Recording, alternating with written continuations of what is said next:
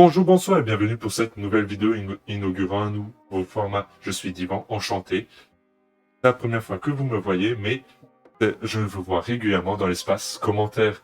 Aujourd'hui, nous nous retrouvons pour l'interview ciné, l'émission qui laisse place à des créateurs de contenu ou autres, discuter sur divers sujets que j'ai préparés. Ce pilote, j'interview Bakaret-18, jeune streamer qui propose des discussions à son chat Twitch sur les derniers jeux vidéo qu'il a fait ou les derniers films qu'il a découverts ou encore des stream chants de très bonne qualité. Lien évidemment en description. Bonjour Bakar, comment vas-tu? Salut. Eh bah très bien, et toi? Eh bien ça va. Comment te sens-tu pour ta première interview? Eh bah écoute, plutôt pas mal. Plutôt pas mal. J'ai hâte de voir ce que t'as préparé, parce que je t'avoue que quand même assez haineux envers le cinéma. Non, je suis difficile en ciné, donc j'ai hâte de voir un petit peu ce que tu m'as préparé et de quoi on va discuter. Écoute, les unpopular opinions sont à peu près la marque de fabrique de la chaîne. Eh ben tant mieux, je vais pas déroger à la règle. Donc, première question, quel est le premier film que tu as vu? De ma vie? Oui. Pouah, j'en ai aucune idée. Soit au cinéma ou chez toi? Alors, film, et vraiment les plus vieux que je me rappelle, je pense que c'était, ça va paraître chelou, hein, je pense que c'était les Tarzans en noir et blanc. Genre les trucs vraiment d'il y a très très longtemps, parce que je me souviens que quand j'étais petit, on avait la collection en cassette. Et du coup, ça devait être mon père qui regardait ça, et je m'étais retrouvé devant les Tarzans en noir et blanc. Honnêtement, je me rappelle pas d'un film que j'aurais pu voir avant. Genre, des dessins animés, oui, des films d'animation, oui. Un film, je pense que c'est un des premiers que j'ai vu. Et quel est le film qui t'a le plus marqué étant petit? Alors là, pour le coup, c'est un film d'animation. C'est un truc qui est pas super connu. Je pense que c'est, je sais pas comment on le dit, Fievel ou Fievel. Je sais pas si tu connais. C'est un film d'animation. Je suis pas très film d'animation. C'est un truc vraiment, je le regardais quand j'étais petit. Hein. C'est un truc sur une souris. Et je crois qu'il y a 2 ou 3 films qui ont été faits. C'est années 90, hein, ce film-là. Et si je dis pas de conneries, je crois que Spielberg est à la prod. Il y a un truc comme ça où il est dans la...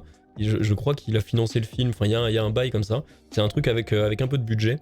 Et le premier, ça raconte l'histoire d'une famille de souris, du coup, qui va s'installer en Amérique. Donc ça raconte, en fait, l'exode des habitants européens pour aller en Amérique au début du XXe siècle. Et le deuxième, je crois que c'est au Far West. C'est genre la ruée vers l'or, etc. Et je pense que c'est les premiers films d'animation qui m'ont vraiment marqué. Après, il y a d'autres dessins animés en tant que tels avec des formats épisodiques du genre, j'en sais un Pingu par exemple, qui m'ont marqué. Mais bon, c'est pas des films, donc ça compte pas. Et comment ces films t'ont-ils marqué? Je pense que c'est un global. C'est vraiment... je pense pas en avoir tiré quelque chose réellement. J'ai pas eu un enseignement de ces films-là. J'ai pas eu l'impression d'apprendre un truc en particulier. C'est juste que c'était vraiment des films que j'avais en cassette et que je pouvais regarder des dizaines et des dizaines de fois. Vraiment, je ne m'en lassais pas. C'est-à-dire que je passais ma vie à poncer les bandes de ces trucs-là parce que je les trouvais trop bien. Il y avait un sentiment d'aventure, il y avait un sentiment de découverte. C'était un truc où il y avait beaucoup de chansons aussi qui étaient assez entraînantes. Et je pense que c'est un truc, quand t'es gamin, que t'aimes bien, quand les trucs un peu avec de l'aventure. Je me souviens qu'il y avait des grosses araignées, donc tu sais, ça faisait un petit peu peur quand t'es petit. Donc c'est pareil, t'as un petit peu de frisson, t'as un petit peu de tout. Et je pense que c'est aussi ça qui fait un film qui marque, c'est quand il y a des émotions qui se mélangent et qui viennent s'imprimer sans raison en fait. J'ai plein de films comme ça, on pourra en reparler plus tard, mais j'ai des films comme ça qui m'ont marqué, qu'aujourd'hui je veux plus voir parce que j'ai peur d'être déçu. Parce qu'ils m'ont marqué à un instant. Et j'ai peur que, en les revoyant plusieurs années après, dans un autre état d'esprit, qu'ils aient plus du tout la même saveur et qu'en fait je me rende compte que c'est des grosses merdes. Donc il y a des trucs comme ça où je préfère ne pas les regarder une autre fois, quoi. Et qu'est-ce que tu recherches dans le cinéma? Eh ben, je t'avoue que je sais pas. Je sais pas parce que je pense que je l'ai pas encore trouvé ce que je cherche. En fait, j'essaie de regarder un petit peu de tout, malgré le côté difficile. Je suis quand même relativement ouvert, en tout cas pour aller tester des trucs. Tu vois, sachant que je suis pas un grand fan de Star Wars, tout le monde le sait, tous les gens qui me connaissent le savent. Je suis pas un grand fan de Star Wars, mais pour autant, je suis quand même allé voir le 7 et le 8, si je dis pas de conneries. Est-ce que c'était le 7 et le 8 ? Ouais, c'est ça, oui c'est ça. J'y suis quand même allé en me disant on sait jamais, il faut leur donner une chance. J'ai pas passé un bon moment, mais j'ai tenté. J'essaie de regarder beaucoup de films différents. Dernièrement, j'ai regardé des trucs du style Mandy avec Nicolas Cage. Juste avant, j'avais fait La couleur tombée du ciel, pareil, avec Nicolas Cage. Et c'était des films qui, sur le papier, avaient beaucoup de choses pour me plaire. Parce qu'ils avaient une réal qui était un petit peu particulière, parce qu'il y avait un aspect assez léché sur la photo, parce qu'il y avait une histoire qui était d'un côté adaptée de Lovecraft et de l'autre côté un peu science-fiction, thriller, un peu gore, tout ça. Ça avait sur le papier des choses que je pouvais apprécier. Et pour autant, j'ai pas passé des moments incroyables. À l'inverse, je pense que j'ai passé un meilleur moment devant La La Land que devant La couleur tombée du ciel, par exemple. Parce que, je sais pas, sans raison en fait, j'essaye d'aller voir un film sans a priori, de base, et de le découvrir un peu pour ce qu'il est, et je pense que j'ai des filtres qui sont peut-être un peu difficiles, parce que je peux être sorti très vite d'une œuvre. Il y a beaucoup de trucs, typiquement dans Star Wars, que j'ai détesté, c'est pas l'histoire, c'est pas l'univers que je trouve incroyable, c'est les dialogues que je trouve écrits avec le cul, et la réal qui en fait souvent trop. C'est plus ce genre de truc qui me dérange. Alors vraiment mettre le doigt sur les problèmes ou sur ce que j'aime, c'est difficile. C'est plus une question de ressenti, je pense. J'essaie de me baser plutôt sur mes ressentis et de porter un jugement là-dessus. Je pense que il n'y a pas forcément besoin d'avoir, que ça soit en littérature, en art ou en cinéma, c'est bien d'avoir un bagage et c'est bien de comprendre les références, mais je pense qu'il faut faire attention aussi à essayer de regarder les œuvres avec un œil nouveau et un œil de néophyte, parce que c'est aussi à ce genre de public-là que les films s'adressent. Et on parlait de Mandy tout à l'heure, c'est un film qui est très, très, comment dire, référencé. Il est très, très chargé en références et en côté très cinématographique avec des beaux plans et tout. Moi j'ai bien aimé, hein, mais objectivement c'est pas un bon film. Enfin c'est pas, voilà, il est bien parce que justement t'as plein de clins d'œil et t'as plein de trucs, mais il faut avoir un certain bagage et j'ai pas trouvé que le film méritait d'être acclamé en tout cas. Voilà. Non, je suis tout à fait d'accord avec toi. J'ai vu La couleur tomber du ciel et On est d'accord. Je trouve que Nicolas Cage joue vraiment comme une porte. Genre vraiment, il a aucune expression dans ce film-là. C'est terrible. bah, depuis 15 ans, Nicolas Cage, c'est plus ça. Bah ouais. Bah le dernier film dont je me rappelle avec Nicolas Cage, c'est Benjamin Gates, et il est pas sorti hier. Ah, moi, c'est Lord of War. Ah oui, c'est vrai qu'il avait joué là-dedans. Effectivement. Premier Ça, c'était rôle, bien. c'est incroyable. Sorti Ça, en c'était cool. 2005. Ouais, bah je l'avais vu à l'époque, j'étais tout jeune. Je l'avais vu avec mon père, je regardais beaucoup de films historiques, de films de guerre quand j'étais plus jeune. Genre à partir de mes 12 ans, quoi, grosso modo. Quand j'avais l'âge pour regarder après la petite pastille moins de 12, je sautais sur l'occasion de regarder des trucs comme ça. J'ai regardé énormément de docu-fiction et de films historiques du style, je sais pas, Lettres de nos pères, Mémoire d'Iwo Jima, tous les trucs comme ça. Tout ce qui est Stalingrad, American Sniper, des trucs un peu historiques, mais pas que, hein, aussi des trucs un peu bullshit fiction. Mais j'en ai regardé énormément, des comme ça. Et c'est vrai que ça me rappelle des bons souvenirs en vrai. Des trucs que j'aimais bien. Et Lord of War, je me souviens que j'avais bien aimé. Pareil, faudrait pas que je le revoie. Alors, moi, je l'ai vu récemment et c'est assez incroyable. Qu'est-ce que pour toi un cinéphile? Je pense qu'il y a plusieurs définitions, ça dépend de comment tu le perçois. Est-ce qu'un cinéphile c'est plutôt quelqu'un qui va avoir une connaissance du cinéma ou juste quelqu'un qui aime le cinéma? Je pense que c'est complètement différent. Un cinéphile amateur de cinéma, ça peut être moi par exemple. En vrai, j'y connais rien. J'ai pas fait d'études de cinéma, c'est pas quelque chose qui m'intéresse plus que ça. Je suis pas dans la théorie ardue. J'aime bien profiter d'une œuvre et l'aimer pour ce qu'elle est. Là où quelqu'un, encore dernièrement, ça m'est arrivé de discuter avec des amis qui vont me parler, j'en sais rien, de cinéma de la nouvelle vague, de trucs hyper référencés, hyper sourcés, hyper un peu pompeux quand même. Pour moi, le cinéphile, c'est avant tout quelqu'un qui apprécie le cinéma pour ce qu'il est et qui passe un bon moment devant un film. Après, il y a toujours une différence entre aller voir la dernière comédie française avec Gérard Jugnot et aller voir le dernier film d'auteur primé à Cannes. Mais pour autant, je suis pas sûr que l'un soit plus cinéphile que l'autre. Voilà. Entre regarder 3 films d'auteur par an et se dire cinéphile, et avoir une collection de 10 000 DVD mais que de comédie française, lequel est le plus cinéphile des deux voilà, je t'avoue que je saurais pas trop répondre à la question. Est-ce que tu te considères cinéphile? Non, honnêtement non. Parce que je suis pas un grand amateur de soirée film, par exemple. C'est pas quelque chose que je fais régulièrement.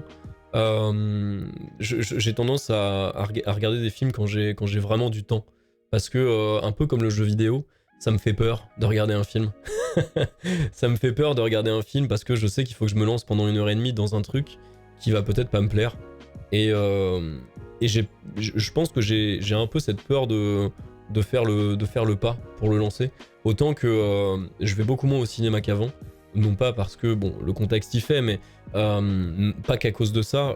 J'ai aussi... je sais pas, je pense que j'ai été tellement déçu par le cinéma moderne, ou le cinéma tout court, hein, que j'ai un peu peur maintenant d'aller dans une salle obscure, parce que à chaque fois j'en ai eu des mauvais souvenirs. Honnêtement, je pourrais t'en sortir des dizaines, des exemples de mauvaises séances au cinéma, et des films qui avaient l'opportunité d'être bons, et que j'ai pas apprécié. Et à l'inverse, je pense que les meilleures séances de cinéma que j'ai fait, c'est quand j'y allais le matin à la place d'aller en cours. Ne faites pas ça les enfants. Parce que j'étais tranquille et que je pouvais apprécier mon film un peu comme chez moi. Donc voilà, le problème c'est que quand je suis chez moi, je prends pas forcément le temps de regarder, donc voilà. Je me considère pas spécialement comme un cinéphile. Et donc, tu as une mauvaise opinion des salles de cinéma? Franchement ouais. Pas forcément pour ce qu'elles sont, mais je pense que c'est adapté au plus grand nombre. Mais pas forcément à moi. Dans le sens où moi j'habite en campagne, j'habite pas en ville. Autour de moi il y a des cinémas, il y a des grands trucs style des Gaumont, des Pathé, des trucs comme ça. Des CGR, UGC et tout, mais le truc c'est que ils font très rarement de la VO par exemple. Et j'avoue que je regarde presque jamais de la VF. Parce que la plupart des films que je vais voir, la VF est quand même pas folle. Donc ça a tendance à me sortir moi de mon expérience, surtout sur des films de genre que je veux voir beaucoup. C'est des trucs qui sont souvent pas doublés avec des gros moyens. Donc du coup ça a tendance à me sortir du truc. Donc ça déjà de base j'y vais pas. En plus de ça, quand j'ai réussi à trouver une séance en VO, il y a toujours des gens pour venir me faire chier. C'est arrivé de nombreuses fois d'aller voir un film, même pas forcément un film d'horreur, style, j'en sais rien, un Conjuring ou un truc comme ça, mais d'aller voir, par exemple, Split, que j'avais été voir. Je me souviens qu'il y avait des moments où, tu l'as peut-être vu, Split, Oui. bah tu vois, le personnage change de personnalité au milieu du film, Oui. et c'est des moments qui sont pleins de tension, de base. Et moi j'ai des souvenirs de ma séance de cinéma quand j'y suis allé, avec les gens qui hurlent de rire dans le cinéma quand ils changent de personnalité. Alors que ouais. c'est pas l'intention du truc, tu vois. Ouais, parce que à un moment il va avoir une personnalité plus féminine, ou à un moment il va avoir une personnalité plus comme ça, et du coup les gens rigolent. D'accord. Et du coup c'est le genre de truc qui me sort un peu l'expérience. J'avais été voir avec une amie Annabelle, je sais plus le 1 ou le 2, enfin bref. J'allais pas avec un grand espoir, mais je suis sorti de la salle et j'ai failli me battre avec 3 mecs, parce qu'ils étaient en train de discuter, ils étaient assis avec les pieds sur les sièges en train de gueuler dans la salle et à se jeter du popcorn à la gueule, et je me suis dit mais enfin moi je suis pas là pour ça en fait. Voilà, j'estime que quand tu vas dans une salle de cinéma, t'essayes d'être un minimum focus, tu vois, la place par ici elle est à 12-13 balles, tu rajoutes ton popcorn à 10 balles, ton coca à 3 balles, ça te fait une soirée à 30 €, ça fait chier quand t'as les gâcher quoi, tu vois. Donc c'est, Oui. je sais pas. J'ai d'autres trucs, tu sais, ça m'est arrivé plusieurs fois d'avoir le cinéma qu'oublie de lancer le film au début, d'inverser les pellicules et du coup d'avoir le mauvais film dans la salle. La dernière fois que j'y suis allé, l'année dernière, qu'est-ce que j'avais été voir? Je sais même plus ce que j'avais été voir. Le son était fort. Le son était beaucoup trop fort. Genre vraiment ça a commencé Tenet. non, c'était pas Tenet. Putain, j'y suis allé avec Fakir. Qu'est-ce qu'on a été voir? Je ne sais plus. Mais en tout cas, je te dis, le son était extrêmement fort. Le son était extrêmement fort et c'est très difficile d'apprécier un film quand t'as les enceintes qui te gueulent dessus. Donc voilà, c'est pour toutes ces raisons que j'ai un peu un amour difficile avec les salles de cinéma.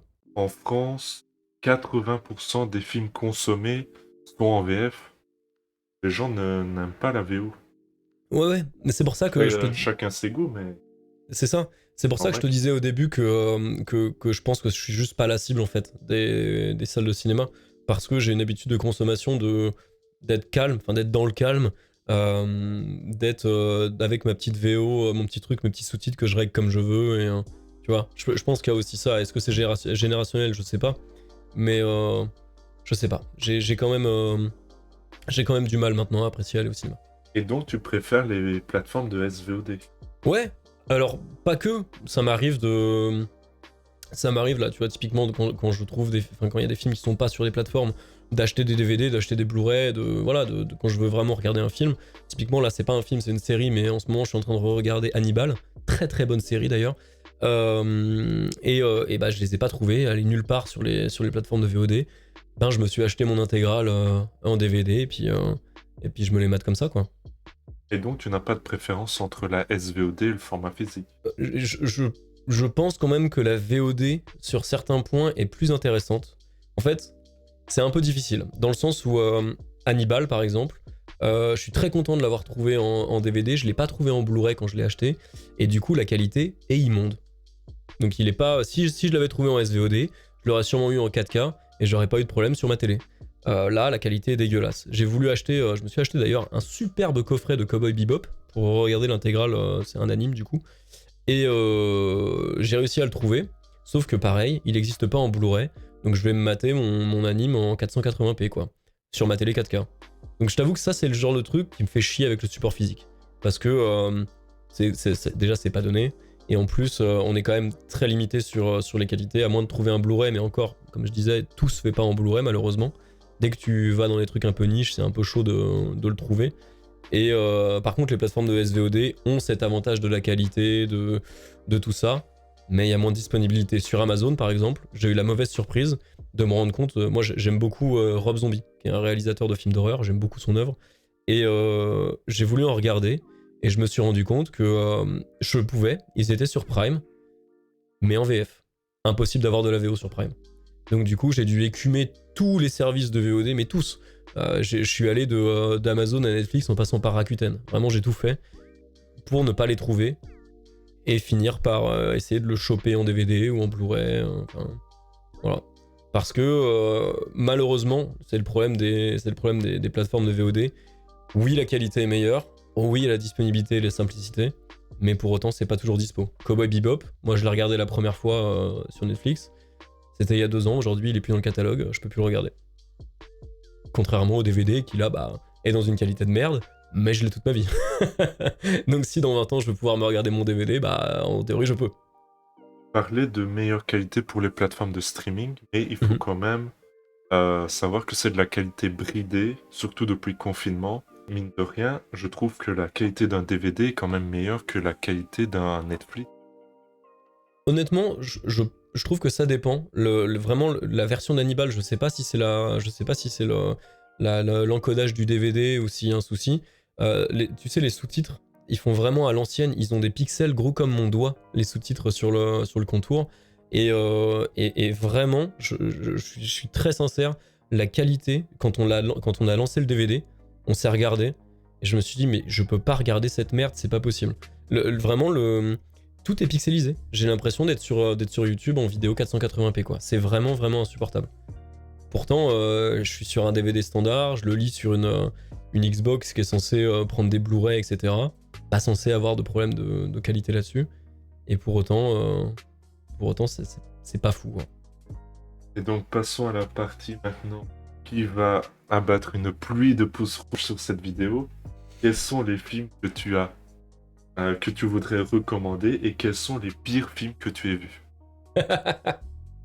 Ça y est, c'est le feu. N'hésitez pas à mettre des commentaires pour l'insulter. N'hésitez pas à m'insulter, hein, surtout. Allez-y, faites-vous plaisir. Hein. Écoute, on va commencer par les trucs que j'ai bien aimés. Je pense qu'un film qui m'a vraiment marqué ces dernières années, parce que justement je l'ai trouvé incroyable, c'était The Strangers. Je sais pas si tu l'as vu, c'est un film coréen. Oui. Je sais pas ce que t'en as pensé, mais moi j'ai adoré. on parlait de ce que c'est mon type de film, je pense que c'est ça. J'aime bien les films qui mindfuck un peu, tu vois, genre un truc où tu te fais un peu avoir entre guillemets et le réal t'emmène un peu là où il veut. C'est des trucs que j'aime beaucoup. Après, j'aime pas que ça, mais The Stranger, si je dois vous conseiller un seul film, c'est celui-là. Vraiment, il est incroyable. Et maintenant, ceux que tu ne conseilles pas du tout. Dire Star Wars, ça serait trop simple. Je pense que un truc qui vraiment, et je l'ai vu l'autre soir en soirée quand j'en parlais, un truc qui vraiment provoque une levée de bouclier, c'est Mummy de Xavier Dolan. Parce que c'est un film qui est adulé, qui est vraiment aimé par tous les gens qui l'ont vu. Et honnêtement, je pense que j'ai rarement vu un film aussi mauvais de ma vie. Ou en tout cas que j'ai aussi peu apprécié. J'y suis allé dans un contexte un peu particulier, c'était pour l'anniversaire d'un pote qui fait des études de ciné, qui est un gros fan de Dolan. Et du coup, il voulait qu'on aille le voir, il passait à côté de chez nous, tout ça, dans un ciné qui fait un peu des rediffs de films. Et du coup, on y est allé. Et si j'avais pas été avec lui, je pense que je me serais barré avant la fin. Vraiment, je pense que c'est le premier film de ma vie où en le regardant, je me suis dit putain, je suis vraiment pas la cible. C'est vraiment pas pour moi ce que je suis en train de regarder. Et tout le long, je l'ai trouvé poussif, inintéressant, qui tire des ficelles vraiment grosses quoi. Vraiment pas. Je l'ai pas trouvé agréable à regarder. J'ai essayé d'écouter un petit peu des critiques derrière, un petit peu des gens qui essaient de pas de le défendre, mais d'essayer d'en tirer une valeur. Et vraiment, il n'y a aucun des arguments que je trouve recevable. Je tiens ce film en haine. Donc voilà, tu voulais une unpopular opinion, t'en as une. Après, on peut parler de Star Wars Rogue One, si tu veux, qui est pareil, un des films que j'ai détesté ces dernières années. Je suis resté parce que j'avais payé. Qu'est-ce que j'ai pas aimé encore? Si, on a parlé de Dolan, on va parler de Nolan maintenant. C'est Nolan qui a fait Dunkerque, c'est ça? C'est pareil, j'ai pas trouvé ça bien. Je disais, j'ai un background de mec qui regarde beaucoup de films historiques. Un film que j'ai beaucoup apprécié il y a quelques années, c'était le film... comment il s'appelle? J'ai plus le titre, je l'avais vu quand j'étais en fac de droit et que j'avais séché les cours. C'est un film sur la négociation, c'est un huis clos entre deux personnages, deux protagonistes. Et c'est la négociation entre le préfet de Paris et en gros les Allemands pendant la Seconde Guerre mondiale pour essayer de négocier la non-destruction de Paris. Parce que du coup, à la fin de la Seconde Guerre mondiale, il y a eu un ordre qui a été donné de bomber Paris. Et du coup, la veille de ce truc-là, de l'arrivée des Alliés et de l'hypothétique explosion de Paris, il y a eu une négociation entre le préfet de Paris et un officier allemand pour ne pas faire exploser la ville. Et du coup, ce film, il dure peut-être 1h20 et c'est juste un huis clos de négociation entre les deux. J'ai trouvé ça incroyable. J'ai trouvé ça vraiment bien. Mais encore une fois, je pense que parce que j'étais dans le contexte, c'était le matin, on était peut-être 4 dans la salle, c'était silencieux, je pouvais me concentrer sur le film, c'était lent, c'était tout ce que j'aimais. Et je pense que c'est un film que je regarderai plus parce que j'aurais peur d'être déçu. Mais c'est un film qui m'a marqué à ce moment-là. Dans les films que j'ai adoré aussi, que je reverrai plus, il y a un film de Terry Gilliam, Zéro Théorème, dont je parle souvent. En fait, à l'époque, j'avais eu des invitations pour y aller par un ami à moi qui avait des invites, machin, bref, il me les avait filés. Et donc du coup, j'y étais allé avec mon meilleur pote de l'époque. Et on arrive à la séance, on connaissait rien du film. C'est ce que j'essaie de toujours faire. Avant d'aller voir un film au cinéma, je refuse de voir la bande-annonce. Je regarde pas le synopsis, je regarde rien, je ne veux rien connaître du film parce que je veux le découvrir pour ce qu'il est. Je veux pas... depuis que j'ai vu la bande-annonce de... je crois que c'était Batman vs Superman, où dès la bande-annonce, ils te spoilent le combat de fin qui est pas entre eux. Tu fais mais... qu'est-ce que vous êtes en train de foutre en fait? Et pourquoi vous spoilez la fin du film dans la bande-annonce quoi? Donc depuis, je me tiens bien à l'écart de tout ça. Et donc Zéro Théorème, je l'ai découvert vraiment brut, comme ça, sans aucun a priori. Et c'est un film qui m'a soufflé. Parce que sur le coup, je suis sorti de la salle. On s'est regardé avec mon pote. Et vraiment, il nous a laissé vide. On s'est vraiment regardé en disant mais du coup, est-ce que c'était bien? Parce que on savait pas dire si c'était un énorme nanar ou un chef-d'œuvre. Et en fait, bon, objectivement, je pense que c'est un peu un nanar. Mais en reparlant après, on parlait de nos vies, ça faisait longtemps qu'on s'était pas vu. Et on faisait des études différentes, ça faisait genre 6 mois qu'on s'était pas vu. Et donc on avait plein de choses à se raconter. Et en fait, au fur et à mesure de la conversation, on s'est rendu compte que à chaque fois qu'on parlait, on pouvait faire une référence à ce film-là. Du style, ah bah tiens, à telle soirée, j'ai fait ça, machin, et ça s'est passé comme ça, un peu comme dans le film. Ou bah tiens, dans ma vie, dans mon boulot, il se passe ça, un peu comme dans le film. Et ce truc-là nous a fait prendre conscience que c'était peut-être un film qui nous avait marqué au-delà de son simple statut d'œuvre cinématographique. En fait, on s'est rendu compte que c'était un film qui nous avait profondément marqué sur notre vie quotidienne, en fait. Et bien que le film soit peut-être pas incroyable, qui m'a vraiment marqué, quoi. Pareil, un film qui m'a énormément marqué, c'est le film Lego, film d'animation Lego. Pareil, je suis allé le voir quand je séchais les cours à l'époque, et j'ai passé un super moment. J'ai passé un super moment devant. C'est pas le meilleur film d'animation du monde, c'est pas le film qui mérite de remporter toutes les récompenses, mais pour autant, j'ai adoré. Et tu as bien raison, c'est pas un mauvais film. Non, franchement, j'ai trouvé... oui, il a des défauts, mais j'ai trouvé que le principe était sympa, et on parle quand même d'un film Lego, quoi. Ça, sur le papier, c'est un film qui est censé être extrêmement nul, hein. Et je trouve qu'il s'en sortait pas si mal. Nul, pas vraiment. Publicitaire avec des grands sabots. C'est ça. C'est que on parle quand même de petites briques qu'on emboîte. Voilà. Ça aurait pu être beaucoup plus chiant.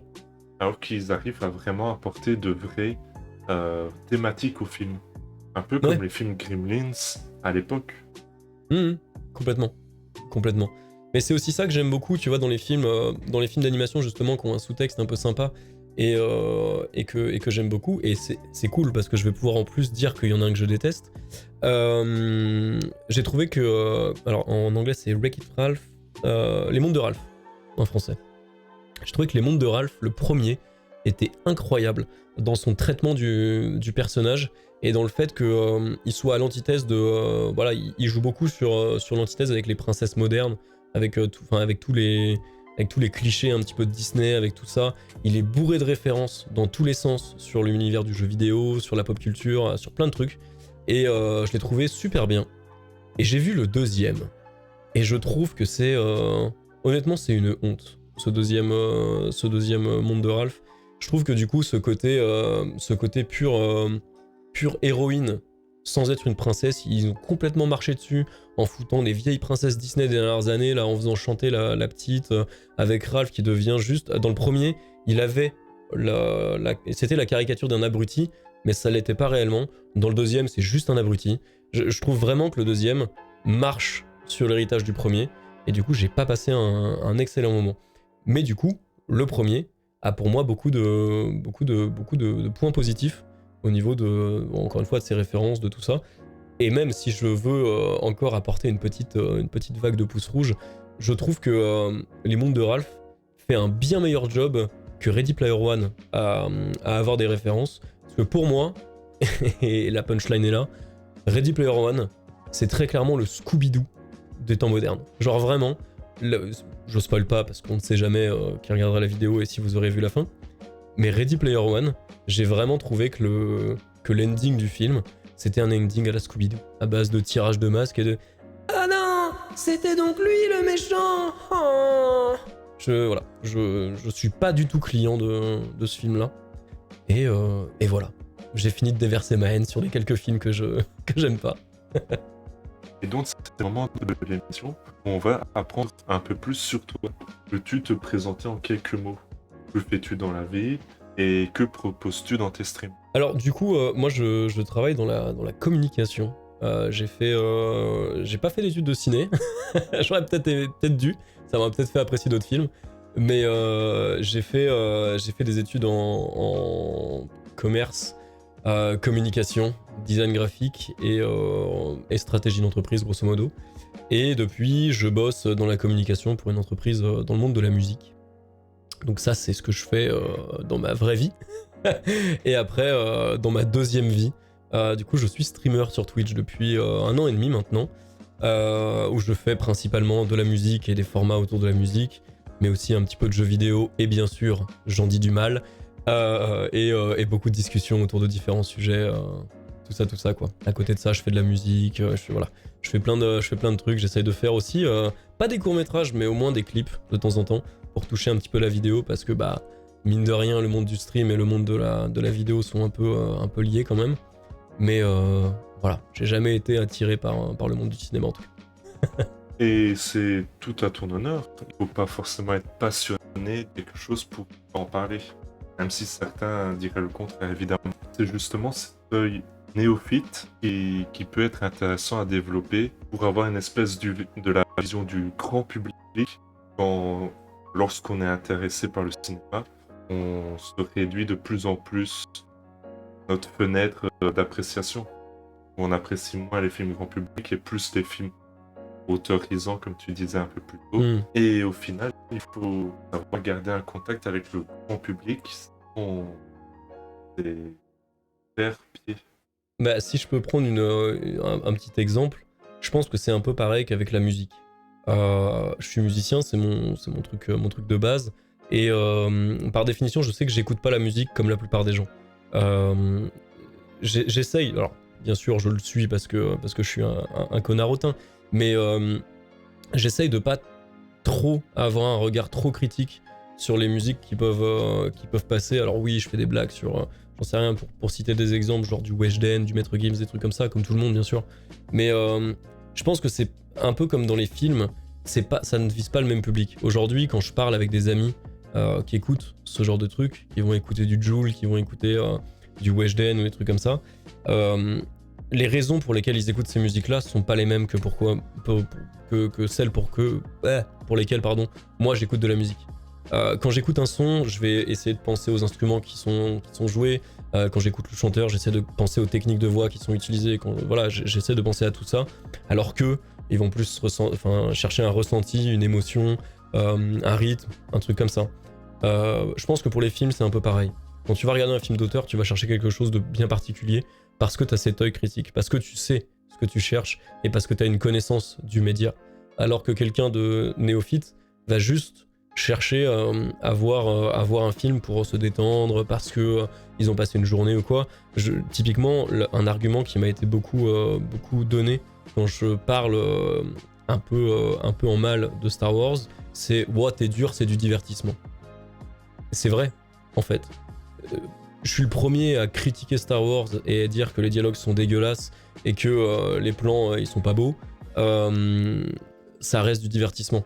C'est aussi pas là pour ça. Si demain on avait Star Wars Rogue One qui était en director's cut avec des plans cinématographiques de taré à la Blade Runner et que le truc faisait 3h30, je suis pas sûr que ça toucherait le même public. Non, oui et non. Quand on a un œil exacerbé, wow, qu'est-ce que c'est pédant, un œil un peu plus aiguisé sur un média ou sur une forme d'art, on peut tout à fait apprécier le divertissement, mais il y a une différence qui arrive entre le bon et le mauvais divertissement.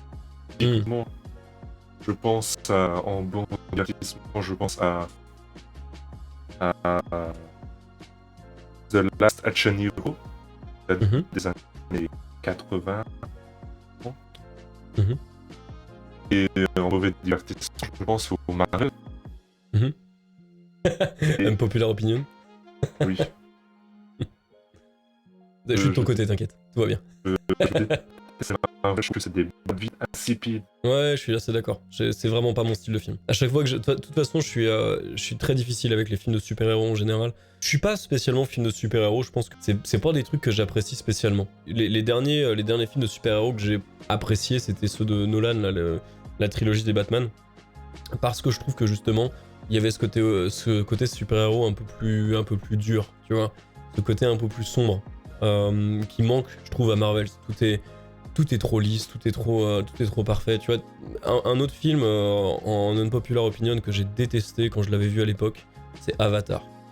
Je sais que c'est un film qui est beaucoup apprécié, et peut-être que si je le voyais maintenant, je l'aimerais bien. Mais à l'époque, ça m'avait justement choqué.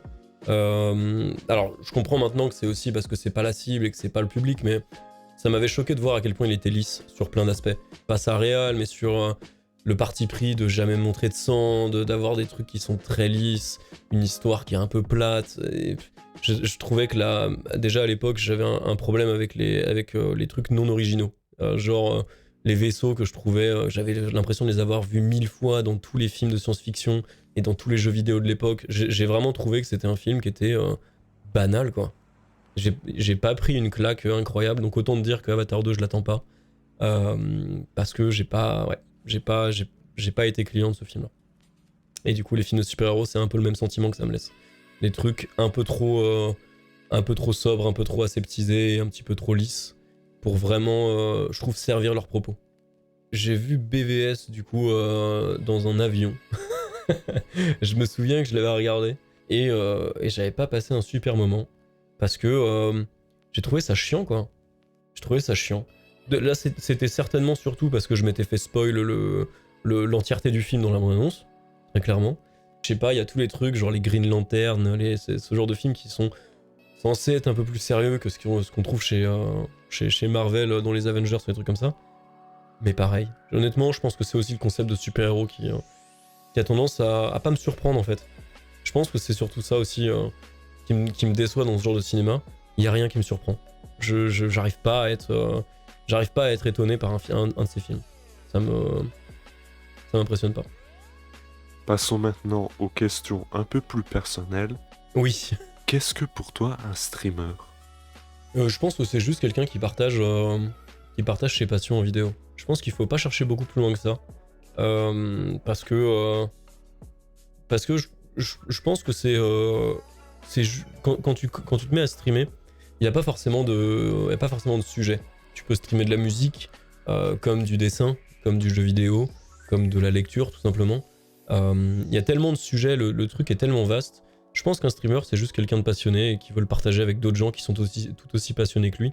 Et c'est un peu ce que je vis et pourquoi je suis très content de le faire. Parce que on peut se rencontrer, par exemple, toi et moi, deux personnes qui se connaissent pas du tout et qui pour autant sont passionnés par un truc, que ce soit la musique, le cinéma, les bouquins, peu importe. Mais je pense qu'un streamer, c'est quelqu'un qui juste a envie de parler aux gens ouvertement de ce qu'il aime. Un peu comme moi, mes streams, je les aborde comme si tout le monde était un peu mes potes. Et sincèrement, quand je suis en soirée avec mes potes proches, je regarde des vidéos de merde sur YouTube et je rigole. Et quand je suis en stream, je fais la même chose. Je pense que c'est ça, être streamer, c'est juste un jour, sans forcément avoir de raison particulière, lancer un live et te dire je verrai ce que ça donne, mais ce que j'ai envie, c'est avant tout de partager les trucs. Pourquoi t'es-tu lancé sur Twitch? Ouais, en fait, c'est vraiment plein de trucs différents. Moi, à la base, si je me suis lancé sur Twitch, c'est parce que à l'époque, j'avais un groupe de musique qui me prenait énormément de temps, pour ainsi dire toute ma vie, et qui me rendait ultra malheureux. Et je me suis dit, je suis dans une étape de ma vie où, à l'époque, j'étais célibataire. J'avais mon taf que j'ai toujours, mais en CDI avec pas trop d'évolution possible dans les années futures. Mon groupe, ça faisait 5-6 ans que j'étais dedans. Et je me disais, qu'est-ce que je vais bien pouvoir faire en fait? Je rencontre plus de nouveaux potes, je rencontre plus de nouvelles personnes. Niveau musique, je rencontre plus de musiciens. J'ai plus autant d'interactions qu'avant. Comment je vais faire pour continuer à partager ce que j'aime avec les gens? Et au début, je me suis juste lancé sur Twitch en me disant, si je me lance là-dessus, il y a des musiciens, il y a des artistes, il y a des gens qui partagent les trucs que j'aime. Si je me lance, je pense que j'ai une possibilité de rencontrer des gens avec qui je vais bien m'entendre et qui pourront du coup juste partager des trucs avec moi, quoi, tout simplement. Et du coup, depuis, j'ai rencontré plein de gens. Je vais pas en citer parce que j'en oublierai. Mais j'ai rencontré plein d'amis artistes, plein de gens avec qui je collabore, plein de gens avec qui juste je fais des soirées où je rigole. Et c'est tout ce que je recherchais au début, quoi. J'imagine que tu as des streamers avec lesquels tu ne t'entends pas et d'autres que tu apprécies. Ouais, je pense que c'est comme dans tous les milieux. En fait, je me suis toujours dit que Twitch c'était un lycée. Voilà. Y en a qui disent que c'est plus une soirée. Moi, je trouve que c'est plus un lycée. C'est-à-dire que tu vas te retrouver, je parle côté streamer, hein, pas côté viewer. Tu vas te retrouver dans une classe, entre guillemets. Moi, je suis dans la classe des musiciens. Donc, je vais partager avec des gens qui ont des passions cohérentes avec les miennes, des gens qui aiment ce que je fais et moi j'aime ce qu'ils font. Et du coup, on se retrouve à partager des trucs. Et de l'autre côté, il y a des gens qui sont juste pas dans ta filière, pas forcément avec qui tu as de l'animosité ou des gens que tu vas regarder avec un regard condescendant, juste des gens avec qui tu t'entendras pas spécialement parce qu'en fait, vous avez juste rien en commun. Et Twitch, je le vois un peu comme ça. Il y a plein de streamers. J'ai rien contre eux. Je m'en fous, en vrai. Juste, j'ai rien en commun avec eux et on partage pas la même chose et on se comprendra certainement jamais. Donc bah, voilà, c'est comme partout. Tu te fais tes potes et tu te fais les gens que t'aimes un peu moins ou à qui tu parles un peu moins. Et honnêtement, c'est tout à fait normal. Justement, en parlant de contenu que tu apprécies plus ou moins, quels sont les contenus que tu apprécies et quels sont les contenus que tu ne regardes pas, que tu n'aimes pas? Les contenus que j'apprécie, honnêtement, ils sont très divers. Ouais, marrant ça. Un petit rigolo. on voit quel stream tu regardes, toi. Non, bah écoute, je pense que les streams que j'aime bien, enfin les streamers que j'aime bien et le contenu que je regarde, ça va être soit des gens qui font un peu les mêmes trucs que moi, mais pas trop. Parce que je trouve que quand tu regardes des gens qui font exactement la même chose que toi, t'as tendance quand même à culpabiliser super fort. Je vais regarder, je pense, pas mal de Just Chatting, mais plutôt orienté débat. Pas du Just Chatting React, par exemple, qui est plus quelque chose que j'apprécie pas spécialement. Je regarde pas mal de musique pour voir un petit peu ce qui se fait, pour juste des fois m'en servir de radio. Le copain Eschu, par exemple, que je regarde beaucoup l'après-midi alors que je suis en train de bosser, je le mets sur le côté et ça me permet d'avoir un petit bruit de fond, un truc qui m'accompagne au boulot. Le soir, quand j'ai un petit peu de temps, je regarde surtout ce qui est en ligne en fait. Ça m'arrive de regarder un petit peu de jeux vidéo sur des jeux que je connais pas forcément et dont j'aimerais en apprendre plus. Voilà. Je passe aussi beaucoup par la personnalité. Il y a des streamers streamers ou streameuses d'ailleurs, que j'apprécie beaucoup pour leur personnalité. Chat par exemple, que j'aime beaucoup alors que bah, elle joue à des jeux vidéo auxquels moi je jouerais pas. Juste j'aime bien passer sur ses streams parce que je les trouve incroyables et il n'y a pas besoin de beaucoup plus. Donc voilà, je trouve que le contenu que j'apprécie sur Twitch il peut être vraiment varié. Ça peut être soit le contenu en lui-même, soit parce que le streamer me plaît et parce que juste bah, je me sens bien chez lui quoi. Dans les trucs que j'aime moins, je dirais qu'il y a ouais, tout ce qui est après ça c'est un peu comme ce qu'on disait avec le côté musique. Quand t'es musicien, tu peux difficilement écouter de la musique qui est mal faite entre guillemets en termes vraiment musical parce que tu vois le côté inverse. Et je pense que le stream c'est pareil. J'ai beaucoup de mal à aller sur des streams qui sont entre guillemets des streams faciles où ça va être un énième react à la dernière émission Top Chef ou alors un stream où la personne va avoir fait aucun effort et va parler comme une merde à son chat. C'est des trucs qui ont tendance à m'énerver. Pas forcément, ça peut être tous les types de jeux, hein, ça peut être un stream Call of comme un stream musique, hein. Mais si je vois que le streamer est irrespectueux et qu'il fait pas d'efforts et que plein de choses, ça a tendance à me rebuter. Voilà. Tout ce qui est contenu facile et streamer mal aimable, ça m'énerve. Donc en soi, si je comprends bien, tu as un avis assez positif sur Twitch dans sa globalité. Ah, complètement. Il y a beaucoup de problèmes sur Twitch, on va pas se mentir. Hein. Surtout les derniers mois là, ont montré que il y avait pas mal de sujets qui étaient épineux, que ce soit bah, comme aujourd'hui tout ce qui est raid haineux, etc. Tout ce qui est souci de rémunération au niveau des streamers, la précarité que c'est des streamers, etc. Le harcèlement qu'on peut subir sur Twitch, le fait que la vie privée explose un petit peu en éclats quand on se met sur le stream et que quand on est un petit streamer, on s'en rend pas forcément compte. Moi le premier. Hein. Voilà, je pense qu'il y a des mauvais côtés, mais ils sont éclipsés par l'amas de bons côtés de Twitch parce que c'est avant tout une énorme vague d'amour tout le temps, des gens merveilleux que tu rencontres vraiment régulièrement et des expériences incroyables. J'ai vécu des trucs en un an que j'aurais jamais pensé vivre C'est un peu l'exemple que je ressors tout le temps, mais faire un événement caritatif, déjà, c'est ouf. Enfin, je pensais pas qu'un jour dans ma vie, je pourrais récolter un petit peu de sous pour une bonne œuvre. Et en plus, le faire avec des potes et avec des gens qui, comme je disais, ont les mêmes passions que moi et me comprennent et sont sur la même longueur d'onde.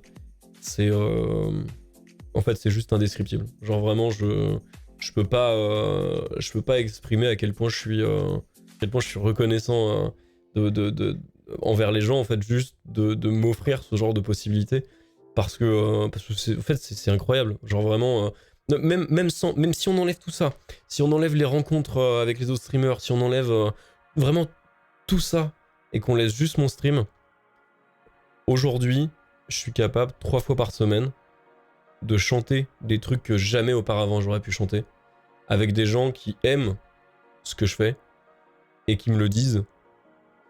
Et il y a rien de plus beau.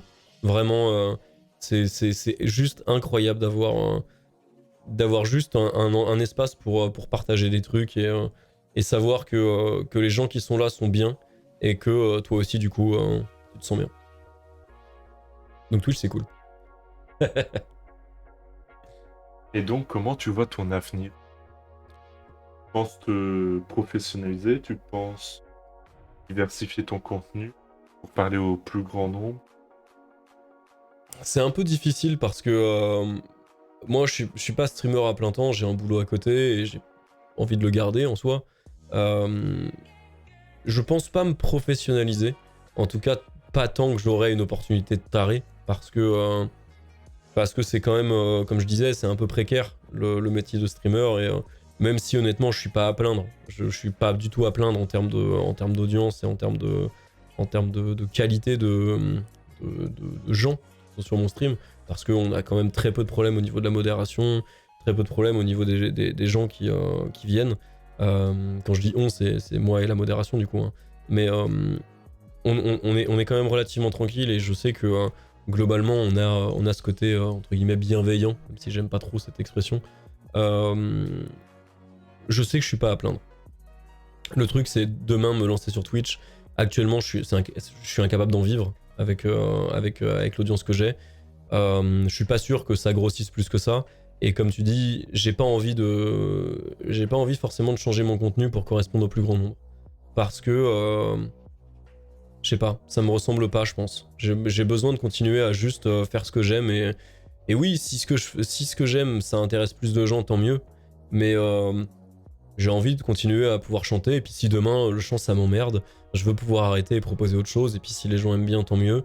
Et puis sinon, bah, on verra. Mais je veux pouvoir continuer à m'éclater dans ce que je fais. Et après, ce qui est cool, c'est que ça me donne aussi la possibilité de faire des trucs toujours plus ambitieux. Genre, j'ai quelques projets sous la main là de côté, où bah, je veux réal un petit peu des clips, je veux faire un petit peu des projets, des petits feats avec des potes, etc. C'est des trucs qui m'amusent en fait, parce que je pense que c'est le plus beau, la plus belle chose sur Twitch, et le truc le plus incroyable, c'est qu'on peut vraiment faire ce qu'on veut en fait.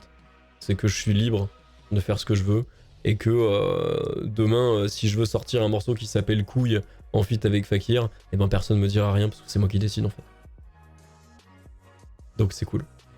Quel est ton point de vue en tant que streamer Twitch sur YouTube, et qu'est pour toi ta chaîne YouTube? Alors, le truc, il y a plusieurs aspects pour moi. YouTube en tant que tel, en tant que plateforme, j'ai du mal à la voir comme une plateforme de live, parce que je sais pas, il y a plein de trucs, il y a plein de freins, ne serait-ce que des freins marketing. Voilà, j'ai des potes qui sont youtubeurs et qui ont perdu des abonnés pendant longtemps parce qu'ils faisaient des lives sur YouTube, parce que c'est difficile de développer les deux pour diverses raisons. Mais voilà, pour moi, YouTube, ça reste une plateforme de vidéo. Je consomme énormément de vidéos sur YouTube.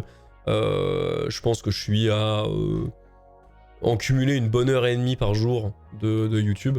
Je crois que la dernière fois que j'ai fait le test, sur une semaine complète, c'était l'époque où je regardais vraiment beaucoup de YouTube, je crois que j'étais à 22 heures de YouTube par semaine. Parce que je vais être en train de bricoler un truc, ou alors le matin quand je déjeune ou machin, j'ai toujours une vidéo YouTube qui est dans le fond en fait. Je regarde énormément de vidéos. Et ma chaîne YouTube, actuellement c'est un désert, parce que j'ai pas le temps de m'en occuper. Mais si tu veux tout savoir, je commence à réfléchir très très fort à me focus un peu plus sur YouTube, mais pas avec des replays ou pas avec ça, parce que pour beaucoup de streamers, YouTube ça reste une plateforme pour juste déverser des VOD et des best-of. J'aimerais que ma chaîne YouTube ça soit autre chose. J'aimerais qu'il y ait des trucs plus travaillés, j'aimerais partager des trucs plus en adéquation avec ce que j'aime, mais pas forcément ce que je fais sur Twitch. La musique, c'est bien, c'est un bon endroit pour mettre mes clips, pour mettre les covers que je fais, les trucs comme ça. Mais j'aimerais bien avoir des contenus un peu plus diversifiés. Que ça soit sans faire des podcasts, hein, ça c'est bon, j'ai déjà fait un truc pour le 1er avril, ça suffit. Mais je sais pas, je sais pas. Je réfléchis à différents formats. Je sais pas. Pour l'instant, je peux pas en parler parce que c'est encore à l'ordre de projet et que ça verra peut-être jamais le jour. Parce que mine de rien, YouTube ça prend du temps. Et du temps, j'en ai pas. donc voilà. Pour l'instant, je pense que si je devais trouver un mot pour ma chaîne YouTube actuellement, ça serait déception. Donc tu voudrais faire plus, mais tu es dans l'incapacité. Ouais, c'est ça. En fait, c'est toujours le problème. Je veux en faire beaucoup sur plein de sujets et j'ai pas le temps de tout faire, malheureusement. Donc moi, mon truc aujourd'hui, c'est Twitch parce que comme je te disais, j'aime bien partager avec les gens, j'aime bien ce que ça entraîne. Donc mon focus, il est là-dessus. Et le problème, c'est que ça prend beaucoup de temps. Le problème, c'est que ça prend beaucoup de temps. Je pense qu'avec le temps que j'alloue à Twitch par semaine, si je charbonnais bien, je pourrais sortir 1 à 2 vidéos par semaine, je pense, sur YouTube si j'allouais le même temps. Parce que, à 4 heures de travail par jour le soir sur une vidéo YouTube, je pense que j'arriverai à me débrouiller pour en sortir au moins 1 par semaine. Mais cumuler les deux, je peux pas en fait. Je peux pas me rajouter avec mes 9 heures de boulot par jour plus mes 4 heures de stream. Je peux difficilement me rajouter 4 heures de travail, d'écriture, de montage, de tout ça sur une vidéo YouTube, en sachant que j'ai mes groupes à côté, que j'ai mes projets à côté pour faire vivre le stream aussi, parce que il faut le faire évoluer, il faut que les gens connaissent la chaîne, il faut que je partage des trucs aussi avec d'autres streamers, parce que encore une fois, comme je te disais, mon but à la base, c'est de partager des trucs avec les viewers, mais aussi de rencontrer des streamers qui ont la même passion que moi pour développer des projets avec eux, parce que ça m'intéresse en fait. Parce que typiquement le cover qu'on a sorti avec Aishu l'année dernière pour Halloween, sur Ice Nine Kills Stabbing in the Dark, pour la petite histoire, ce truc là, je l'ai tourné, je l'ai demandé le dimanche, si vous voulez bien. Donc j'ai enregistré mes voix le lundi soir, avant le stream, je crois. Le mercredi, j'étais off de stream, donc j'ai fait le tournage. Le jeudi soir, j'ai travaillé comme un porc pour essayer de récupérer les rushs de Eshu et de commencer à aller des rushs. Et j'ai dû poser un jour pour pouvoir faire le montage pour le sortir le samedi. Donc j'ai posé mon vendredi et j'ai bossé toute la journée sur le clip pour arriver à le sortir à temps. Donc le problème c'est que c'est ça, là je suis en train de bosser, c'est un petit projet qui va sortir bientôt, mais je suis en train de bosser sur un clip. J'ai un tournage pour un pote, hein, pas pour moi, mais j'ai un tournage avec lui la semaine prochaine. Je dois poser un jour de congé si je veux pouvoir travailler sur ce projet-là. Parce que j'ai pas le temps en fait, autrement d'arriver à faire les trucs en temps et en heure. Ça doit, je crois que j'ai 2 semaines pour travailler dessus. Si je pose pas un jour de congé, je sais que je le ferai pas, quoi. Donc voilà, c'est un peu le souci. Je pourrais pas poser les jours de congé à chaque fois que je veux sortir une vidéo YouTube. Il va falloir que je m'organise autrement. Est-ce que tu as des conseils à prodiguer aux personnes voulant se lancer dans le stream? Ouais, je pense que le premier truc, c'est déjà faire... Enfin, ça paraît con, vraiment ça paraît con, mais c'est hyper important. Faire ce qui nous fait plaisir. Parce que c'est l'erreur que j'ai fait au début. De m'enfermer dans un truc. Au début, je faisais du jeu vidéo, beaucoup. Et je me suis enfermé dans un jeu vidéo parce qu'il fallait que je le finisse. Parce que je me disais, gros, tu l'as commencé, finis-le. Et je me suis enfermé dans Plague Tale, qui est aujourd'hui un peu un mème sur le stream. Parce que j'ai passé un super mauvais moment sur ce jeu, vraiment. Tout simplement parce que ça m'a saoulé en fait. J'en avais marre. Je voulais juste arrêter. Et en fait, ça me dégoûtait du stream. Et je pense que c'est le problème. Si vous commencez à faire du stream, faites ce que vous aimez. On s'en fout que ça fasse beaucoup de vues, on s'en fout que ça marche spécialement, mais ça finira bien par marcher parce que vous aimez ça. Globalement, moi, ça m'arrive de faire des streams où je parle technique sur du matos vidéo, sur du matos de son. C'est chiant à mourir. Mais il y a des gens qui me disent qu'ils aiment bien parce que je parle de quelque chose que j'aime. Donc je suis un peu intéressant quand j'en parle. Il y a des streamers que je suivais au tout début qui avaient 5-6 viewers et qui aujourd'hui en ont 200, 250 et ils font des trucs de niche, genre du rétro gaming, mais parce qu'ils sont tellement passionnés qu'ils ont un savoir derrière, ils ont une valeur ajoutée et ils arrivent à la montrer aux gens. Je pense que ça c'est le premier conseil, arriver à s'orienter sur sa passion et sur le truc qu'on a envie de partager. Et le deuxième conseil, ça serait plus au niveau du matos. Parce que je suis quand même avec un matos qui est complètement overkill par rapport à ce que je fais. Je pense que le gros conseil, ça serait de jamais investir plus que ce que le stream peut faire gagner. Il y a un investissement de départ au début, il faut bien acheter une petite caméra, un petit micro pour commencer, mais il faut pas acheter un truc de taré. Quand je faisais les lives achats de matos, pour savoir un petit peu comment débuter, etc., j'avais des gens qui venaient, qui connaissaient pas la chaîne et qui me connaissaient pas. Le premier message qu'ils mettaient, c'était je veux m'acheter un SM7 à 400 balles et une Go XLR à 400 balles, est-ce que tu me conseilles, est-ce que tu me dis que c'est bien? Genre juste une validation d'achat, est-ce que tu confirmes que c'est bien? Non mec, en fait, achète pas ça, c'est pas bien. Si tu fais 0 viewer et que tu commences et que ton premier stream il est même pas lancé, achète pas ça en fait. Non, n'y pense même pas. Pense d'abord à voir comment toi tu peux t'améliorer, comment tu peux arriver à faire un truc qualitatif avec tes moyens, et après tu pourras augmenter le budget. Parce que sinon, en fait, c'est d'expérience que je dis ça, t'en reviens toujours à faire des mauvais investissements. Le nombre de trucs que j'ai achetés au final dont je me sers plus, pas forcément des trucs chers, mais des trucs que j'ai achetés en me disant ouais putain ça serait super utile si je faisais ça. En fait non, c'est complètement à côté de mon besoin et de tout ce que j'ai envie de faire. Et du coup ça se retrouve dans un placard et puis c'est revendu sur le bon coin 3 mois après quoi. Donc voilà, mon conseil c'est voilà, le stream c'est bien mais c'est quand même relativement tendu en termes de rythme de vie. Donc ne jamais trop investir parce que ça sert à rien de se foutre dans la merde pour un truc qui ça se trouve du jour au lendemain va se péter la gueule. Je sais pas, honnêtement, essayer d'être plus pragmatique, pardon. Essayer d'être avenant avec les gens et surtout persévérer parce que c'est le plus important. Mais ça, je veux dire, c'est des conseils que tout le monde donne. Il n'y a pas de valeur ajoutée dans mon expérience ou quoi. C'est juste que il faut continuer même les jours où ça marche pas et les jours où on se sent pas, etc.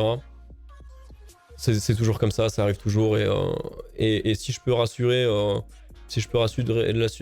moins une personne, ça ira déjà, mais on n'est jamais content de ce qu'on a. Voilà, sachez-le. Un streamer malheureux à 2 viewers, il sera toujours malheureux à 100 viewers ou à 200 viewers, ça changera pas. Parce que demain tu vas avoir un streamer qui faisait 2000 viewers qui va passer à 1500 et il va se dire putain mais qu'est-ce qui se passe? Qu'est-ce que j'ai fait? Pourquoi j'ai baissé comme ça? Alors que pour la personne qui a 2 viewers, il va avoir l'impression que le mec est gigantesque, mais les peurs qu'on a en tant que créateur de contenu et en tant que streamer et ouais tous les trucs qui peuvent te faire cogiter quand t'as 2 viewers. Désolé mais tu les as encore plus tard. Donc il vaut mieux s'habituer vite et pas se dire qu'au bout du tunnel ça ira mieux parce que ça ira jamais mieux. Et c'est pour ça qu'il y a autant de youtubeurs qui tombent en dépression et de streamers qui finissent par lâcher l'affaire ou prendre des vacances gigantesques parce que c'est quand même tendu. J'avais vu un tweet il y a quelques mois d'une streamer, je me souviens plus qui avait dit ça, désolé hein, si tu vois cette vidéo et que je ne te crédite pas, mais qui avait dit avant de commencer le stream prenez un rendez-vous chez le psy. Et je pense que c'est plutôt accurate en vrai.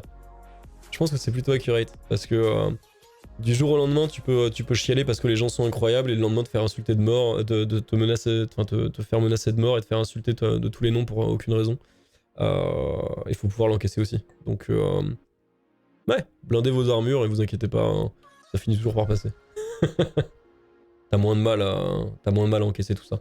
J'ai beaucoup moins de mal moi typiquement à encaisser des lives où il y a peut-être un peu moins de monde où ça bouge un peu moins ou même les stats en soi. Sur un live où je me sens pas bien et où je fais un truc que j'aime pas spécialement, je vais avoir tendance à regarder un peu les stats, à machin. Après un live chiant, je regarde jamais. Après un live où j'ai fait quelque chose qui m'a plu, où je suis content de moi, jamais je regarde les stats. Alors qu'un truc où je me suis trouvé nul, où j'étais pas content, où je me suis senti un peu faiblard, systématiquement je vais voir les stats et je me fous dans le mal. C'est rare que les statistiques, en tout cas pour moi, tu vois, typiquement je cache toujours mon nombre de viewers. Je trouve que c'est rare d'avoir un moment où les statistiques, sauf dans de l'analyse pure. Parce que je suis un mec du marketing, donc les analyses de chiffres et tout ça, je connais. Mais je trouve que les chiffres sont globalement toujours un peu mauvais, dans le sens où même si t'as fait de très bons chiffres, imaginons t'as eu un raid, t'as eu 10 000 personnes qui sont arrivées, t'as fait des stats de salopard, t'as fait une moyenne à 10 000 personnes sur ton live, t'es refait, vraiment c'est le meilleur live de ta vie. Tu vas voir les stats, t'es trop content, le lendemain tu reviens, t'es à 2 personnes. T'aurais peut-être pas dû regarder tes stats de la veille, parce que du coup t'as été content pendant un moment, mais tu vas déprimer pendant les 6 prochains mois en te disant que les 10 000 personnes ne sont pas restées. C'est toujours comme ça, avec les stats et avec Twitch en général. Moi, je préfère me tenir éloigné de ça et je les regarde quand j'en ai besoin. Quand j'ai besoin de vérifier un truc ou quand j'ai une galère ou quand il y a eu des trucs, je sais pas, par exemple, on a eu des follow bots hier. J'ai pas pu ne pas aller regarder les stats, il fallait que je regarde pour voir ce qui s'était passé. Mais sinon, à part ça, j'essaye de pas regarder. Voilà, le compteur de vues, il est coché, enfin, il est décoché. Le nombre de followers globaux, c'est pareil, je le regarde pas, je le vois, il est là, je l'ai sous les yeux. Mais j'y fais pas spécialement attention, je fête plus tous les 100 followers, tout ça, parce que tu t'en viens toujours à te dire putain mais la semaine dernière le compteur est monté plus vite. Qu'est-ce que j'ai changé? Qu'est-ce que je fais mal depuis la semaine dernière? Tu vois ce que je veux dire? Du coup voilà, si je peux redonner un conseil, c'est ça. Faites pas attention aux chiffres. Avant-dernière question. Est-ce que tu aurais des streamers à conseiller? Oui. Je vais m'en tenir à 3 parce que sinon je vais me faire détester par tous ceux que je cite pas, donc je le dis. Vous êtes dans mon cœur, mais vous n'êtes pas dans la liste parce que je n'en sélectionne que 3. Fakir, déjà. Personne incroyable qui fait du dessin. Qui dessine très très très très bien et qui fait des cours de dessin en stream. Avamind, qui fait du chatting et du jeu vidéo presque tous les jours, qui a un contenu incroyable et qui est une créatrice de contenu qui vraiment mérite tout le succès qu'elle a aujourd'hui, parce que c'est juste, elle fait un taf incroyable. Vraiment, allez voir ses streams et vous comprendrez ce que je dis. Et en dernier, je dirais mon petit pote Aishu, parce que je pense que c'est une des meilleures rencontres que j'ai fait sur Twitch sur l'année passée, parce que c'est un mec que j'adore et que ce soit en stream ou en vrai, on s'est vu 2 fois en vrai. Une fois, on a juste passé le week-end ensemble et une fois pour live pendant l'événement caritatif. Quels que soient les contextes où j'ai vu ce mec, il a été incroyable et ça a été une personne formidable. Donc je ne peux que trop vous conseiller d'aller voir Aishu qui lui du coup fait de la musique l'après-midi et du jeu vidéo la nuit. Et qui voilà, en plus d'être un musicien incroyable et une personne. Et qui d'ailleurs, avec Fakir, sont des petits streamers, contrairement à Ava qui rassemble plusieurs milliers de personnes. Et c'était tout à son honneur d'ailleurs. C'est clair, mais moi tu vois, typiquement, Ava je l'ai connue il y a 1 an et demi, grosso modo, quand j'ai commencé le stream. Et elle faisait beaucoup moins de viewers, elle faisait une 30aine de viewers quand j'ai commencé à aller chez elle. Et je trouve que c'est un bon exemple à suivre de progression et de droiture. Il n'y a pas eu de changement, moi je passe chez elle, alors oui bien sûr, il y a plus de gens qui parlent et il y a plus d'animation et elle peut pas lire tout le monde et c'est bien normal, mais il n'y a pas eu de changement d'ambiance sur ces lives entre le moment où il y avait 30 personnes et maintenant où on est des fois 3000, 5000. Et vraiment, s'il y a un exemple à suivre, je pense que c'est celui-là. Oui. Oui, il y a des formats qui sont arrivés et d'autres qui sont partis, évidemment. Puisque bien sûr, ouais. C'est toujours le cas, mais oui. Je la suis également depuis un petit moment, je l'apprécie. Elle accepte, si un jour j'ose lui demander de participer à une interview, ce serait avec plaisir, un immense plaisir, et on va conclure. Donc, merci Baka d'avoir accepté de te prêter à ce jeu de questions-réponses. Un plaisir. Merci à vous d'avoir suivi cette trop longue vidéo. Et d'ailleurs, je vais m'amuser pendant le montage. Mais oui, mais ça va être bien. Ah, c'est fou. Tu vas passer un bon moment, t'inquiète. Merci encore Bakaret d'avoir participé. À la semaine prochaine. Salut. Mais merci à toi de m'avoir invité. À bientôt.